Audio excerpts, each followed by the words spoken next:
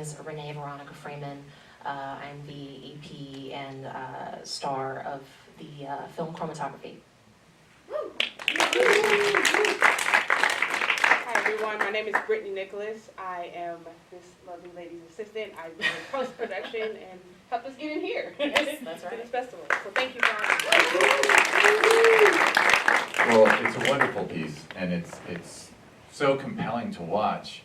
And I have to give one little shout out to your director, because this is our 10th anniversary of Film Invasion Los Angeles. And in 2016, Michael Vaughn Hernandez had a film in Film Invasion Los Angeles. That's right. Completely unrelated to this one being in, because if he makes a stinker, it's not in. So this is it's a wonderful film, but it meant something to me as someone who's been with this festival for 10 years, that to have someone from our first year being our 10th was really cool. So please pass that along. I will, and he extends his regards, and you know, he's very sorry he couldn't be here, but he absolutely told me, you need to send this in to, like this is the community, this is the place where you want to be, you know, to share this work, and if, you know, we're very lucky to be here, and you know, grateful to have been a selection, and I mean, that's the guy right there, yeah. Well, thank you for being grateful, but it's the quality of the work. It's so well done. So do you want to share, as executive producer, how it all came together? Yes, absolutely. So I met Vaughn, or Michael Vaughn Hernandez. I met Vaughn doing a comedy web series, actually, with a colleague. And I had just maybe an hour of time working with him as an actor. And in that very, very short amount of time, I could tell how clear his communication was as a director, speaking with an actor. Just that entire working experience with him, however short, was impactful. And I realized after that point, I'm gonna go look up this guy, I'm gonna see what he does. And I started watching his work, and he has this beautiful way of tackling these morally ambiguous stories and bringing so much soul into his work as well. And I thought, I have to find something to do with that guy. I don't know when, I don't know how, but I'm gonna do it. And then of course, double strikes, right? So we find ourselves in a time where some of us are going through, you know, obviously so many things with the strikes. For myself, I just really was at a point where I wanted to get moving, and I wanted to take a leap and make something, making the paradigm shift from being an actor into being a producer and like on the creative side. And I called Vaughn and I said, hey man, like I got this idea, I had a dream, and this story is also inspired by a personal relationship that I have in my family. There's neurodivergence in my family. My brother is bipolar manic and schizophrenic. My biological mother is also bipolar. And so what I wanted to do was sort of tackle the conversation around what it's like to be in that seat as that person, but also the family member, and have sort of an equal-handed exchange, but then set it in something that could be maybe entertaining. You know, at the same time, kind of heavy, but yeah. So that's how that came about. You actually said it in an apocalypse during which the human race must escape the earth. Because why not? Because don't we all love the world ending? I mean, we never get tired of it. So yeah, why not raise the stakes, you know, but then make something that's such a macro, you know, idea, something personal. So that's what we hoped to accomplish with the film. And I enjoy how subtly there is the message in there. There's the subtext that people who are neurodivergent, people who are different, have value. Absolutely. And there is a genius that is lost if you send 25,000 humans to another planet. Correct. And leave out all the variety. Yeah, yeah. And these two people have to make choices too, you know, love and loyalty. And am I going to choose myself? Am I going to choose my sister? What am I going to do when I walk out of this room? Am I going to give Naye up, or is Naye going to stay? And so you wonder, you know. But at the end of the day, the struggle with having to learn how to let people make the decisions for themselves, you know, and learning when to let go and learning when to release the stronghold, whatever you think is love is, if it's control or, you know, that's the question that we're, you know, struggling with. So were you working with the screenwriter throughout the process? Like, So I wrote a very shitty script to start with. I wrote kind of an outline and I started a script and I sent it to Vaughn. And I said, man, I'm not a writer, but this is what I'm thinking, this is what I'm feeling. And he said, okay, great, nice try. I'm going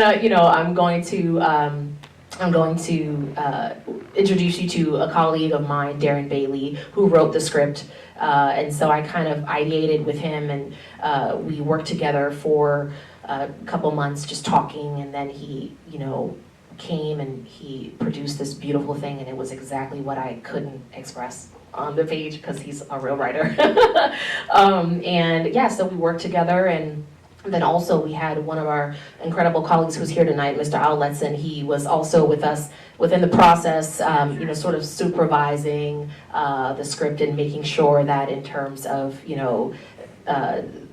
keeping it as, realistic within the sense of, within as far as you can, right? In this world, and just making sure that it's, fine-tuned and clean and ready to go. yeah, and it must have taken a while I should ask, did it take a long time to get the balance of all the stories? Because you have the apocalyptic story, you have the sister relationship, you Right. have the neurodivergent, what her condition that we're told about. But then also I really find fascinating the storyline of a drug that makes you have no illness whatsoever and kills who you are. Right, yeah. That's a really interesting subject. And that's something we would love to explore in the, 6-part series coming up. And you're right? So I think the challenge was, because we were trying to talk about so many different things, was reining it in and keeping the focus on the two sisters and their relationship. Because at the end of the day, that emotional anchor is what's going to keep us carrying it all. And then, a great goal would be to be able to actually develop this into like a mini series that could stream, and where you could build out the world and you could see what the board looks like on the outside of that door, and so that's also and a goal for moving forward in the future. Exactly, so it's proof of concept for a series That's idea. right. Yeah. Wonderful. I think, yeah. All right, does someone want to raise a hand? I'll ask another one. There we go. Yeah, I have I'm guessing you did this intentionally, but there's clearly like some subtext around like the pharmaceutical industry and Yeah. why they might be pushing for something even though maybe it's not in the best interest of the consumers. Right. So yeah, I'd be kind of interested to hear like your thoughts on that. Well, there's a lot of science even now around bioengineering, genetic modification and engineering. My sister, Aisha, who is based in the UK, she does tropical diseases, but she was teaching me a lot about some of the controversial stuff going on right now, and that's really very much an interest that we would love to further explore in expanded series. But there's so much moral questions around that, right? And there's so many conversations that you could justify one way or another, even just within this, like alter some genes so that I can save the planet, or well, like morally, is that right? So I think this film sort of not making you have an idea or telling you what is right or wrong, but allowing you to kind of open up the conversation to that is what we were trying to do there. But yes, in terms of the science, it's freaky that there are nanoparticles that can enter the body and also affect things like neurodiversity and Pepsi Cola and things like that. I don't want to get in trouble, so sorry. but it's real, it's here. So yeah, scary stuff, yeah. Thanks. There we go. I had two questions. One was, where'd the title come from? And then two, what was it like shooting in one location? How long did it take? Yeah. Yeah. So Chromatography, the name came from Darren. And I said, tell me what you think. And, obviously it's one that you would go, what the heck, chroma what? You would have to look it up. Simply put, it's the separation of mixtures of components, right? So obviously from the literal standpoint, it's, you know, talking about the science around what she's doing, but then also, you know, from the metaphorical standpoint, I guess, you know, the separation of the sisters, the separation of society, the separation of our humanity from ourselves, and, you know, so it can mean so many of those things, and so that's why the guy's brilliant, and I was like, yeah, that's dope, let's name it that. And then around shooting, I mean, we had Rachel Hastings, who was our incredible DP. She made that 700 square foot room feel like an entire world. It was just the way that we were cramped in there, though. It was a crew of about 8 of us, and we had, you know, and I'm sorry, I should know all of the terminology around the crane, the track, the dolly track, thank you. I mean, I was bumping into the thing, turning the corner, and, you know, we were in the middle of the scene, and I remember one time she had her camera on her shoulder, and it was free, and I felt like I couldn't move, so I said the line, I go, can I move? And then she's like, yes, you can go. It was tight, and by the way, the AC was not on that day, so that sweat all over my face, that was my sweat. But it was an incredible experience in making, you know, little, you know, work and make it so expansive and so much.